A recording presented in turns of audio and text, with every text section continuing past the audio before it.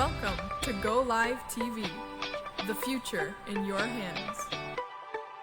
The only multicultural IPTV station that brings communities together. Over 2.7 million people have already watched. Go Live TV, anytime, anywhere.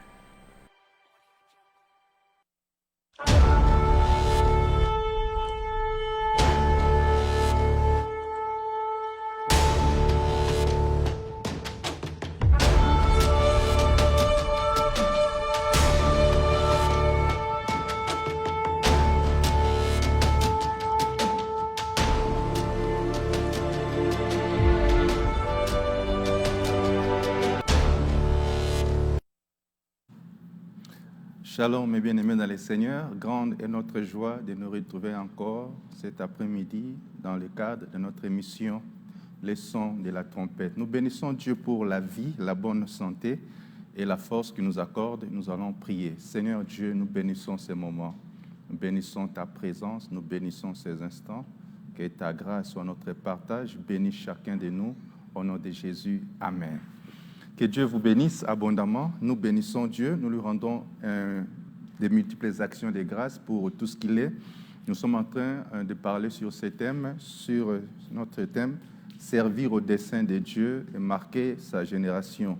Nous avions expliqué qu'est-ce que c'était servir au dessein de Dieu, pourquoi et comment servir au dessein de Dieu. Et nous allons continuer avec ce thème aujourd'hui et nous faisons remarquer que c'est notre ouvrage que nous avions écrit et Dieu nous a mis à cœur de pouvoir en parler un peu plus en détail. Nous avions commencé au début, expliquer c'est quoi les desseins de Dieu. Nous avons parlé des destins, des desseins et des destinées. Nous avions dit les destins, ce sont des choses que Dieu nous impose. Les parents, Dieu nous a imposé notre teint, Dieu nous a imposé notre sexe, genre, Dieu nous a imposé les milieux, Dieu nous a imposé certaines choses en vue de réaliser un plan, un projet que nous appelons dessein de Dieu, le plan de Dieu, les projets de Dieu. Et nous disons que l'homme, en réalisant les desseins de Dieu, est en train d'accomplir sa destinée. Est en train d'accomplir sa destinée. C'est pourquoi il a été envoyé sur la terre. Nous avions parlé comment découvrir la mission de Dieu et comment accomplir la mission de Dieu sur la terre. Nous avions dit tous nous vivons pour accomplir une mission et nous avons insisté pour dire le plus important dans la vie, ce n'est pas de mourir riche, pauvre, célèbre ou inconnu, mais le plus important, c'est de mourir après avoir servi au dessein de Dieu. C'est ça le plus important. Le Seigneur Jésus n'est mort qu'à l'âge de 33 ans, mais il a crié à la croix, tout est accompli, tétélestai. Il est mort avec un sentiment de satisfaction totale pour avoir réalisé sa mission et accompli ce pourquoi Dieu l'a envoyé sur la terre. Quand seras-tu de toi et moi au jour de notre départ? Serons-nous conscients et contents d'avoir achevé notre mission? Eh bien, nous avons encore le temps de le faire. Et nous avions commencé à parler, à expliquer les desseins. Nous allons continuer aujourd'hui pour donner certaines étapes qui vont nous aider à comprendre et accomplir les desseins de Dieu. Les premières étapes, les premiers points pour comprendre et accomplir les desseins de Dieu dans nos vies, il est important, mes bien-aimés, de le comprendre, que nous devons préalablement retrouver notre identité en Christ. Ça, c'est le point de départ. C'est le point de départ. Le point de départ très important. Personne ne peut servir au dessein de Dieu s'il n'a pas encore retrouvé son identité en Jésus-Christ. Et l'identité, c'est quoi? L'identité, c'est l'ensemble des caractères, des données spécifiques qui distinguent une personne à une autre personne. Ce sont les éléments essentiels qui permettent de caractériser une personne. Et la plus grande crise dans ce monde aujourd'hui, ce n'est pas la crise économique, ce n'est pas la crise financière, mais c'est la crise d'identité. Nous pouvons le voir comment les hommes se comportent, comment les hommes vivent. Et nous pouvons comprendre et remarquer avec amertume que les hommes ont bien perdu leur identité. Il y a des hommes qui cherchent à devenir femmes, des femmes qui cherchent à devenir hommes. Il y a des hommes qui abusent même de leur corps. Ils font tout ce qu'ils pensent bon pour eux, selon eux, dans leur corps. Ils disent que c'est mon corps. Il y en a qui se marient même aux animaux. C'est la crise d'identité. Quand l'homme ne reconnaît plus qui il est réellement, il est prêt à faire tout ce que les hommes, le monde les propose. Aujourd'hui, tous les jeunes hommes veulent ressembler à des stars de télévision. Toutes les filles veulent parler comme un tel, veulent s'habiller comme des stars de télé-réalité, de la musique mondaine. Pourquoi? Parce qu'ils ont perdu leur propre identité. Quand on perd son identité, on ne sait plus qui il est, on peut faire n'importe quoi. On peut même commencer à manger avec les pourceaux, pensant que c'est la bonne nourriture, comme le fils prodigue qui s'est éloigné de son père et qui s'est retrouvé quelque part. Il a tout dilapidé et il a commencé même à manger avec les pourceaux. Et ça, c'était regrettable, c'était parce qu'il avait perdu son identité. Quand il a pris conscience, il est rentré auprès de son père, il a retrouvé son identité. Si tu vis loin de ton Père, si tu vis loin de la parole, loin de Christ, tu ne peux jamais servir au dessein de Dieu. Il est impossible. Dieu t'amènera d'abord à retourner vers lui et à retrouver ton identité. C'est alors que tu vas commencer à servir au dessein de Dieu.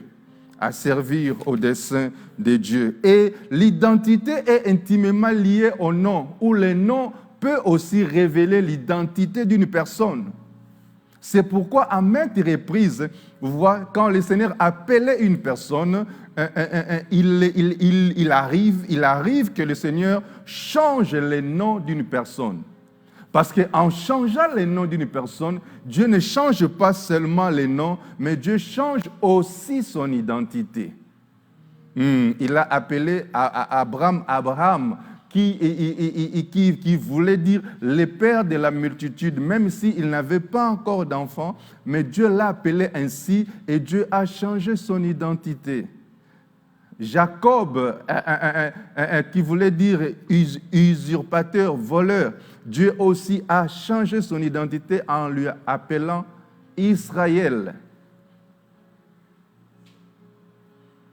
Était très long, quand aussi un Pierre est venu vers lui, Christ change son nom. Christ dit que tu es Simon, tu seras appelé Céphas. Simon qui veut dire vacillant. Simon qui veut dire faible comme un roseau. Mais Christ l'appelle Céphas, pierre, roc solide, ferme. Christ a changé son identité. Mais il est primordial de retrouver son identité. Ceux qui vivent encore loin du Seigneur, ceux qui vivent encore dans le péché, ceux qui vivent selon la chair, ceux qui vivent pour eux-mêmes, ne peuvent pas encore commencer à servir au dessein de Dieu parce qu'on ne peut pas servir au dessein de Dieu tant qu'on n'a pas encore retrouvé son identité en Jésus. Il faut que tu retournes vers le Seigneur, qu'il te dise qui tu es réellement. Parce que l'homme de lui-même ne peut pas se définir. L'homme de lui-même ne peut pas découvrir sa vraie identité. Il n'y a que Dieu, son Père, son Créateur, qui peut lui révéler sa vraie identité. Vous voyez, il y a une histoire dans la Bible, dans Matthieu 20, où Christ appelle les apôtres, les disciples, et leur dit, qu'est-ce que les hommes disent que je suis, moi le Fils de l'homme? Et les disciples ont commencé à répondre en disant, il y en a qui disent que tu es un Jean-Baptiste, il y en a qui disent que tu es Élie, il y en a qui disent que tu es tel. C'est dans Jean 16, chapitre 13 à 20. Et Christ leur dira, et vous, qui dites-vous que je suis? Pierre dira, tu es le Christ, le Fils du Dieu vivant. Et qu'est-ce que Jésus dira après? Ce n'est pas le sang ni la chair qui t'ont révélé cela, mais c'est mon Père qui est dans les lieux célestes. Tout ce que les gens disaient sur Christ, il est Élie, il est Jean-Baptiste, l'un des prophètes, c'était pas mauvais, c'était bon, mais ce n'était pas la vérité. La vérité, l'identité réelle de Christ, il n'y a que le Père qui le connaissait et l'a révélé à Pierre. Ta vraie identité, tes parents ne le connaissent pas. Toi-même, tu ne le connais pas. Il n'y a que Dieu, ton Père, ton Créateur, qui le connaît et qui peut te le révéler. Si tu reviens à lui, si tu es proche de lui et si tu marches avec lui. Et quand Dieu te révèle ton identité, tu commences à te voir comme Dieu te voit. Parce que notre identité est falsifiée par les opinions des autres, parce que la société a dit sur nous, parce que nos parents ont dit sur nous, parce que notre entourage a dit sur nous. Cela peut affecter négativement notre identité. Mais quand nous revenons à Dieu, il nous dit ce que nous sommes réellement, parce que la Bible dit que tout homme soit reconnu pour menteur, seul Dieu pour vrai. Donc, ça veut dire que ne tiens pas compte de tout ce que les hommes disent sur toi. Ne prends pas à cœur. Il y a des gens qui peuvent faire des insomnies, qui peuvent ne plus avoir l'appétit, qui peuvent manquer le sommeil parce qu'un homme a dit quelque chose de négatif sur lui, parce qu'une personne, un humain comme lui, a dit quelque chose de mal contre lui. Non, mon frère. Tout homme soit reconnu pour menteur, seul Dieu pour vrai. Ne prends pas à cœur ce que les hommes disent. Ils diront, ils vont te donner des noms. Ils vont t'appeler à leur manière. Mais ce n'est pas ce qui compte. Ce qui compte, c'est que ton Dieu dit que tu es. Qu'est-ce que Dieu a dit que tu es? Qu'est-ce que ton Dieu, ton Créateur, a dit sur toi? Est-ce qu'il a dit que tu es malheureux? Est-ce qu'il a dit que tu es misérable? C'est pourquoi Dieu a demandé à Adam, quand Adam lui dira qu'il était nu, Dieu lui a dit, qui t'a dit que tu es nu? Qui t'a informé que tu es nu? Qui t'a dit que tu es malade? Qui t'a dit que tu es médiocre? Qui t'a dit que tu es misérable? Qui t'a dit que tu es pauvre? Qui t'a dit que tu es vilain? Qui t'a dit que tu es moche? Qui t'a dit que tu es malheureux? Qui t'a dit cela? Qui t'a dit cela? Qui? C'est ça, qui t'a dit ça? Est-ce que c'est Dieu? Non, si ce n'est pas Dieu, alors sois calme. Dieu voulait dire à Adam, je suis supposé être la seule source de ton information. Je suis supposé être la seule source auprès de laquelle tu dois venir épuiser toute information que tu as besoin, non pas auprès des hommes. Qui t'a dit que tu es malheureux, misérable? Alléluia. Et qu'est-ce que ton Dieu a dit sur toi? Alors quand tu rentres auprès de ton Père, de ton Créateur, il change ton nom, il change ton identité, il te révèle qui tu es réellement en Jésus. Tu es le Fils de Dieu. Dites Amen. Tu es le Fils de Dieu. Tu n'es pas une prostituée. Tu n'es pas un médiocre. Tu n'es pas un voyou. Tu es le Fils de Dieu. La Bible dit à tous ceux qui l'ont reçu, à ceux qui croient en son nom, il leur a donné le pouvoir de devenir enfants de Dieu. Tu es le Fils de Dieu Tout-Puissant. Tu es le racheté. Tu as été racheté par un grand prix qui est le sang de Jésus. Tu es l'héritier de Dieu, le co-héritier de Christ. C'est ça ton identité en Jésus. Il faut d'abord retrouver ton identité pour commencer à servir au dessein de Dieu. Alléluia. Et quand tu retrouves ton identité, tu commences à te voir comme Dieu te voit. La perception de ta vie change. La perception que tu avais sur toi-même change. Tu ne te vois plus comme les hommes te voyaient, mais tu te vois comme Dieu te voit. tu te vois comme Dieu te voit. Où ça, vous savez, dans Exode 13, 31 à 33, Moïse a envoyé les espions aller explorer les pays de Canaan. À leur retour, quel a été leur rapport? Il dit, le pays est grand. Oh Moïse, le pays est merveilleux. C'est un pays fantastique, formidable. Mais seulement nous y avons trouvé des géants, les fils d'Anak. Ils sont géants, ils sont grands, ils sont puissants. Et nous étions à leurs yeux comme des sauterelles. Waouh! Eux-mêmes se voyaient comme des sauterelles devant les fils d'Anak. Comment tu te vois? Mais quand tu retrouves ton identité en Christ, ta perception de toi-même change. Les géants, tu ne les vois plus géants. Les géants, tu ne les crains plus parce que tu as la révélation de ton Dieu qui est plus grand, qui est élevé au-dessus de tout. C'est pourquoi la Bible, en parlant de Moïse, la Bible dit il n'a pas eu peur d'affronter la colère du roi Pharaon parce qu'il voyait l'invisible, parce qu'il voyait celui qui est plus grand que Pharaon. Alléluia. Alléluia. Quand on retrouve son identité, on commence à se voir comme Dieu nous voit. Et on comprend que rien n'est impossible. On comprend que rien n'est impossible. Généralement, quand Dieu t'appelle, il te révèle des choses, tu te vois incapable et tu informes à Dieu sur tes insuffisances et tes incapacités. C'est drôle de voir comment nous voulons informer à Dieu sur nos insuffisances et nos incapacités, comme si Dieu, en nous en créant ou en nous confiant une mission, ne nous connaissait pas mieux. Moïse qui dit à Dieu, tu t'es trompé des personnes. Je ne suis pas la personne qualifiée pour cette mission. Il dit d'ailleurs, je ne parle pas bien. Il dit, est-ce que tu connais qui est Pharaon? Je ne peux pas aller devant lui. Toi-même va devant lui. Moi, je ne suis pas qualifié. Gédéon informe à Dieu qu'il était le plus petit d'une petite famille pauvre de Manassé. Mais Dieu l'appelle voyant héros. Dieu voulait l'amener à commencer à se voir comme lui le voyait.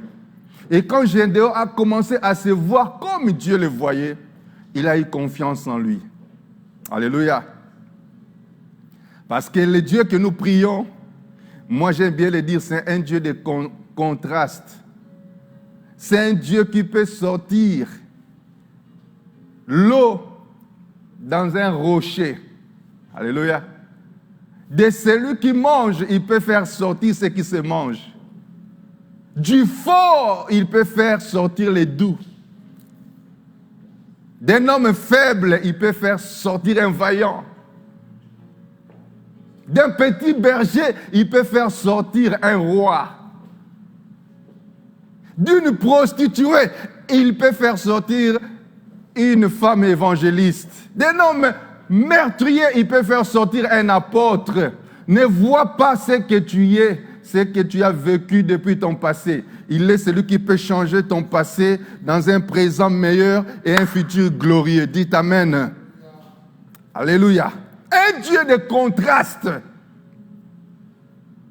C'est pourquoi lui-même dit dans Joël, il dit que les faibles disent « Je suis fort ». C'est vrai, il reconnaît que tu es faible. Oui, mais il te dit, déclare que tu es fort parce que moi, je ne te vois pas faible. Je sais ce que j'ai mis en toi. Tu es fort. Dieu seul a les capacités de voir en nous ce que nous ne pouvons pas voir en nous-mêmes et ce que les hommes, les autres, ne peuvent pas voir en nous. Quand il change notre identité, il commence à nous amener de nous voir comme il nous voit.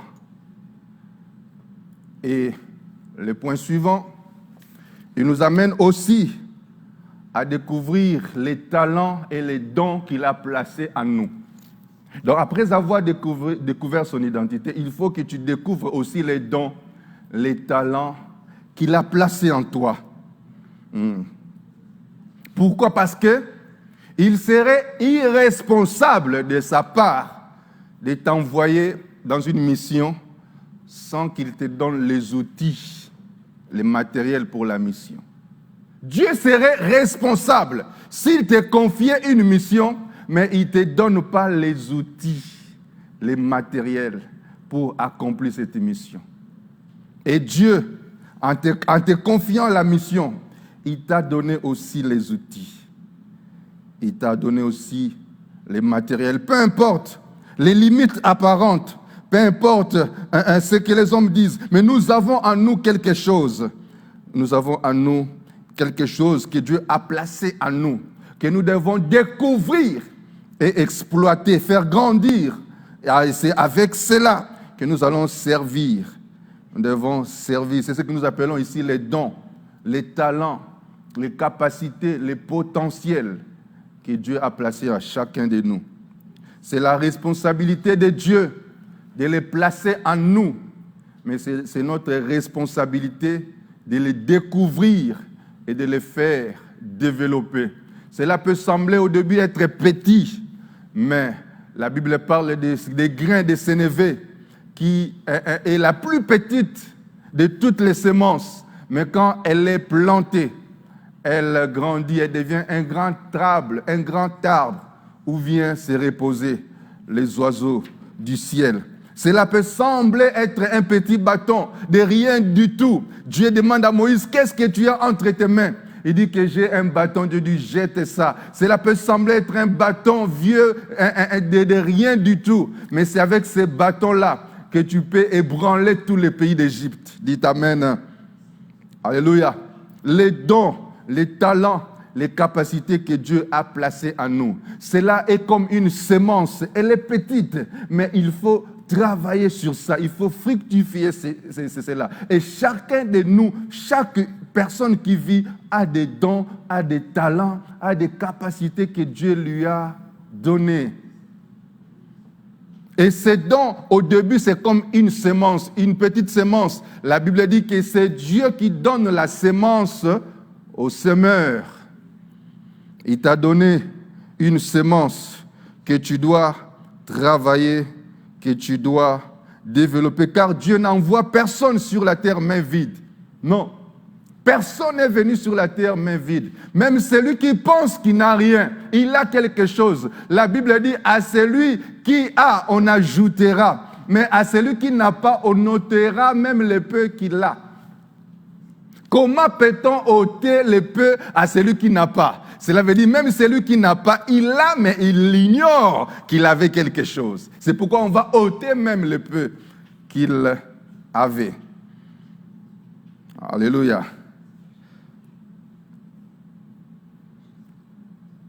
Il faut découvrir les dons, tout ce que Dieu nous donne au départ. Cela peut être insignifiant, mais nous devons travailler sur ça et faire développer. C'est un don. Un don peut être une voix, peut être la capacité, la créativité, peut être l'éloquence. Ces dons peuvent être le leadership. Ces dons peuvent être les conseils, peut être l'hospitalité, la générosité. Ces dons peuvent être l'intelligence, peut être la libéralité. Ces dons peuvent être la beauté physique, peut être la force physique, la capacité à pratiquer un sport donné. C'est la capacité à jouer à des instruments, la capacité à manier la technique. Ça peut être un don inné, un don acquis, mais la Bible dit toute grâce excellente, tout don parfait vient d'en haut,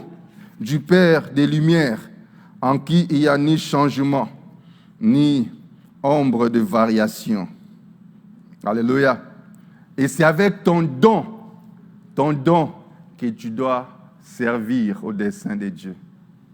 Vous voyez, la Bible parle d'une femme appelée Dorcas, Tabitha. Elle est morte. Les veuves, les orphelins venaient pleurer au chevet de son corps parce qu'elle avait marqué leur vie avec son don, qui était la libéralité, mais aussi la couture, la capacité à coudre les vêtements pour eux.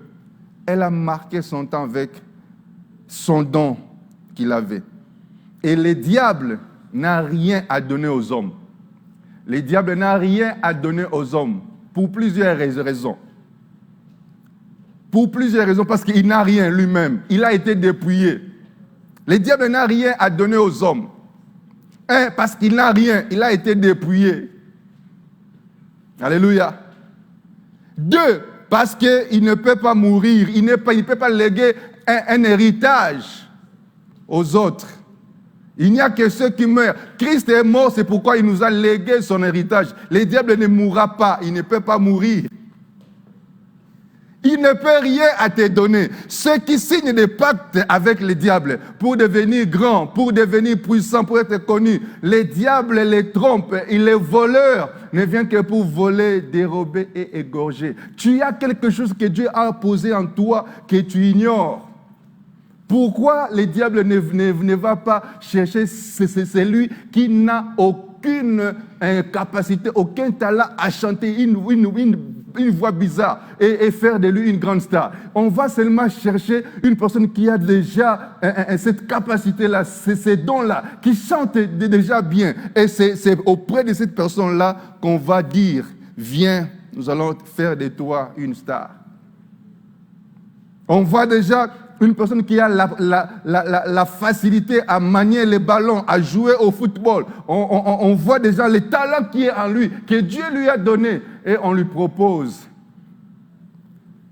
Le diable n'a rien à donner aux hommes. D'ailleurs, ce que le diable te propose à te donner, tu l'as déjà. Dieu te l'a déjà donné, mais peut-être tu ignores. C'est pourquoi il est venu vers Christ. Il dit que si tu te prosternes vers moi, je te donnerai la gloire de ce monde et toutes les richesses de ce monde. Christ lui dira, non, tout pouvoir m'a été déjà donné. La Bible dit, un enfant nous est né, un fils nous est donné. La domination reposera. Donc il était déjà né avec la domination. Il dit, si tu es fils, transforme ces pierres de devenir pain. Mais lui-même était déjà le pain de vie. Vous savez ce qui énerve des fois avec les péchés d'Adam, quand il a mangé le fruit, Adam a péché pour devenir ce qu'il était déjà. Le diable l'amène à pécher pour devenir ce qu'il était déjà. Le diable lui dit, si tu manges, tu deviendras comme Dieu. Mais Adam était créé à l'image et à la ressemblance de Dieu. Il était fils de Dieu, donc il était Dieu. C'est pourquoi la Bible dit, vous êtes des dieux. Comment il a péché pour devenir ce qu'il était déjà?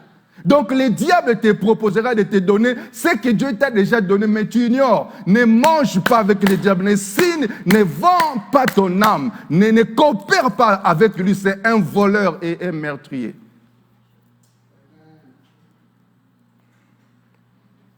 Tu as déjà quelque chose de Dieu en toi.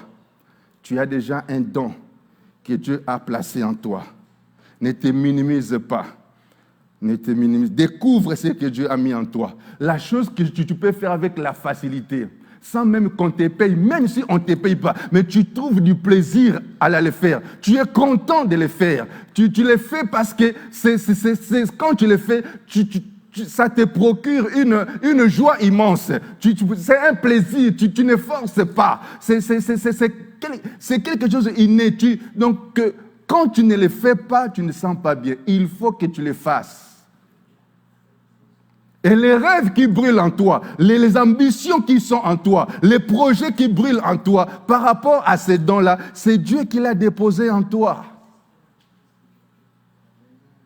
C'est Dieu qui l'a déposé en toi avant que tu ne viennes au monde. La Bible dit, car nous sommes son ouvrage, j'aime ces versets, ayant été créés en Jésus-Christ pour les bonnes œuvres que Dieu a préparées d'avance, afin que nous les pratiquions. Dieu a déposé cela dans nos cœurs, sous forme de rêves, sous forme d'un fardeau. Découvre les dons que tu as mis à toi. Donc j'ai commencé à parler de l'identité que nous devons découvrir et des dons que Dieu a placés en nous, que nous devons découvrir. Ainsi, l'apôtre Pierre, devant cet homme infirme, il dira, je n'ai ni or ni argent. Tu n'as peut-être pas l'or, tu n'as peut-être pas encore l'argent, mais tu as quelque chose en toi qui peut t'attirer de l'or, qui peut t'attirer de l'argent. Tu as les dons que Dieu a placés à toi, mais il faut que tu travailles les dons dans les secrets, parce que les dons se développent et grandissent dans les secrets. Les dons se manifestent en public, mais les dons se travaillent et se développent dans les secrets. Dans les secrets. Dans les secrets, travaille les dons. Travaille les dons que Dieu a mis en toi. Travaille dans les secrets. Un jour, Dieu te donnera l'opportunité en public et ces dons vont s'exploser. Alléluia. Il faut aimer les secrets. Discipline-toi dans les secrets. Travaille dans les secrets. Dieu, tout commence dans les secrets. Ce que tu es en secret, c'est ce que tu seras en public. Les secrets, c'est les lieux de la transformation. C'est là où Dieu nous transforme. C'est là où Dieu nous équipe. Les secrets, c'est les lieux du brisement. C'est là où Dieu nous brise. Il nous taille, il nous façonne. Les secrets, c'est les lieux de la préparation. C'est là où Dieu nous prépare. Nous prépare pour de grandes choses. Les secrets, c'est les lieux d'expérience, d'expérimentation. C'est là où nous expérimentons des choses avec Dieu. Nous expérimentons des choses avec Dieu qui sont pour nous des garanties et avec lesquelles nous n'avons pas peur d'affronter des choses en public. Les secrets, c'est le lieu de la qualification. C'est là où Dieu nous qualifie dans les secrets pour aller accomplir une mission précise. Alléluia. Nous devons travailler notre don.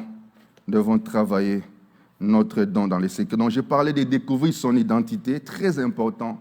On ne peut retrouver son identité qu'auprès de son Père, auprès de son Créateur. Il faut que tu retournes. Si tu vis encore dans le péché, selon la chair, selon le monde, selon les plaisirs de ce monde, tu ne peux jamais retrouver ton identité en Jésus-Christ.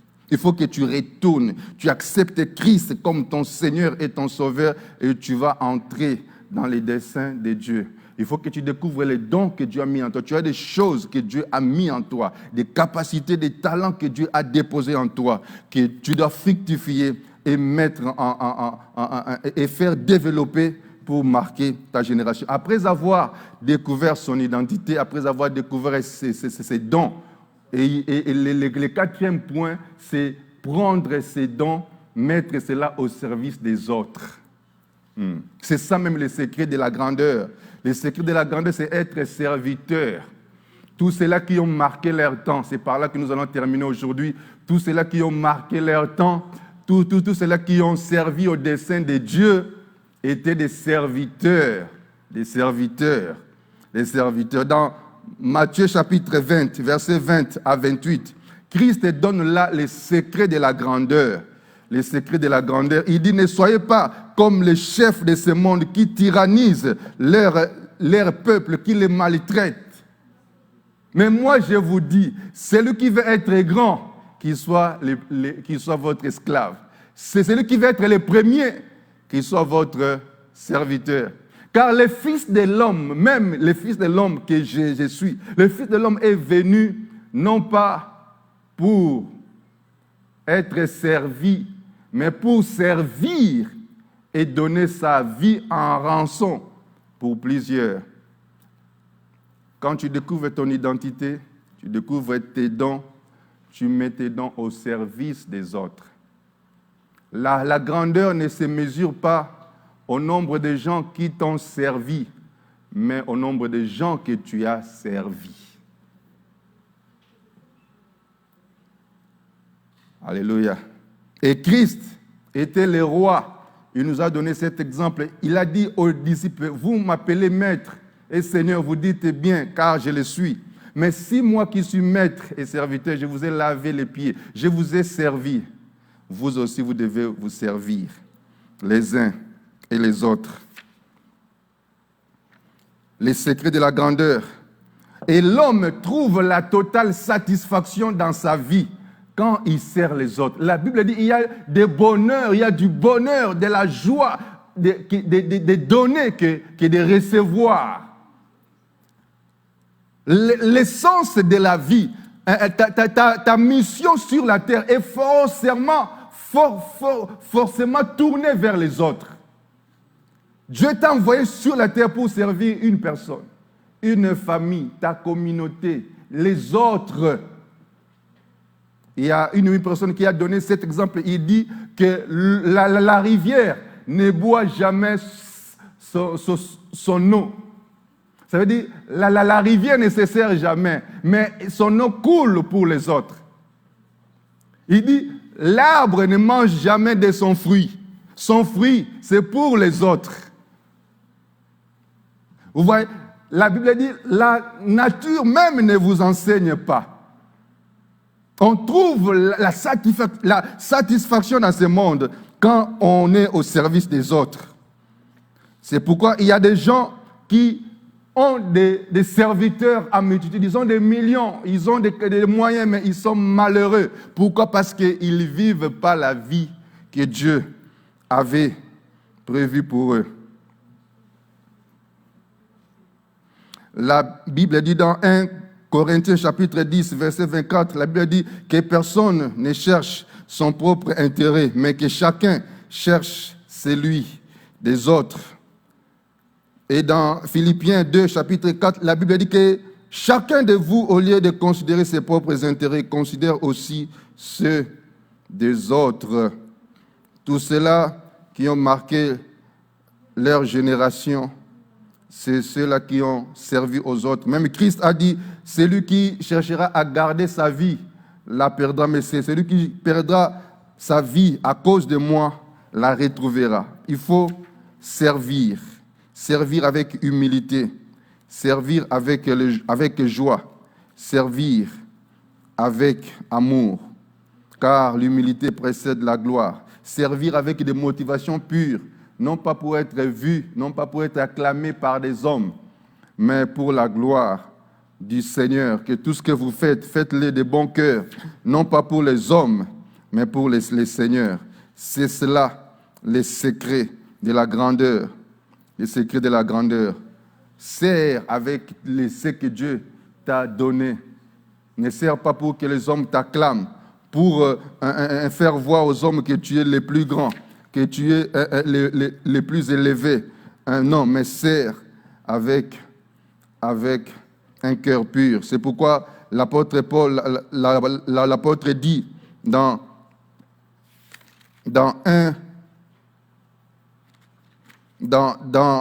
Actes, chapitre 24, verset 16, pour finir, c'est pourquoi je m'efforce d'avoir constamment une conscience sans reproche devant Dieu et devant les hommes. Et je sers avec une conscience pure. Que Dieu nous aide à être des serviteurs des autres. C'est ça le secret de la grandeur. C'est ça le but de ton existence. Tu es sur terre pour servir aux autres. Même quand nous prêchons pour vous servir. Même le président de la République n'est pas là pour lui. Il est là pour servir à la population. Dans tous les niveaux que tu as, dans ta position que tu as, dans les postes que tu occupes, ce n'est pas pour toi. Dieu ne t'a pas placé là pour toi. Dieu t'a placé là pour les autres. C'est pourquoi Mardochée a dit à Esther, ne sais-tu pas que c'est pour des occasions comme celui-ci que Dieu t'a placé là, afin que tu sers ta génération, afin que tu sers à ton peuple, que tu les délivres, que par toi, tu les délivres de cette situation. Donc, c'est cela les processus ou les cheminements de la manière que nous pouvons servir au dessein de Dieu à notre temps. Comprendre c'est quoi le dessein de Dieu, retrouver son identité en Christ, découvrir et développer ses dons, mettre ses dons au service des autres. Nous avons encore 5 autres points que nous allons continuer à la prochaine étape et nous croyons que Dieu nous fera du bien. Nous allons prier. Seigneur Dieu des armées, merci pour ta parole. Nous croyons que tu nous as parlé et tu nous as interpellés par ces messages. Nous voulons retrouver notre identité en toi et marcher avec toi. Nous voulons, Seigneur, découvrir et exploiter les dons que tu as placés en nous.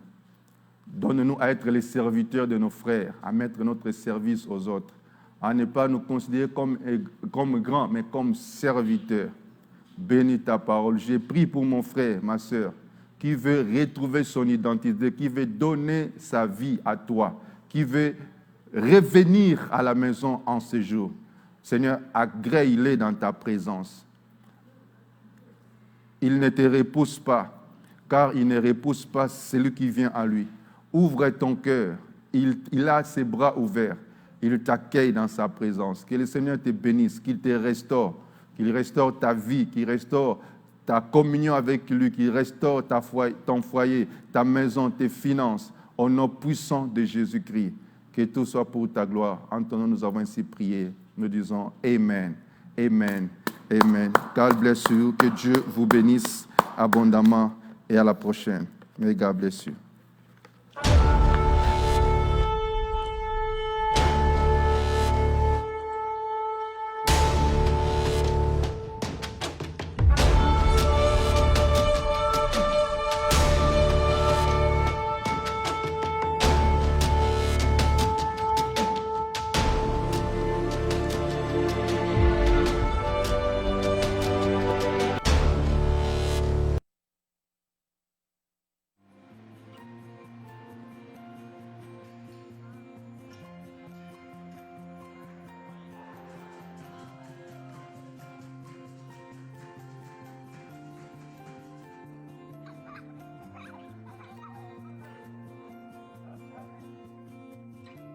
This is our family.